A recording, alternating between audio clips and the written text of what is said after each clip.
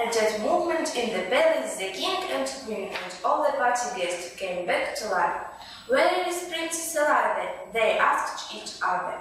Nobody knew except the fairy godmother, and she only smiled and said nothing.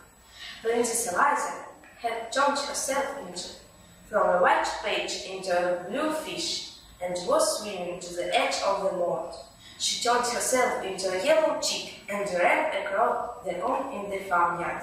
She turned herself into a green grasshopper and hopped out the grass.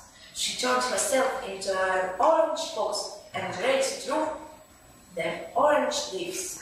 She turned herself into a purple butterfly and floated over the purple flowers.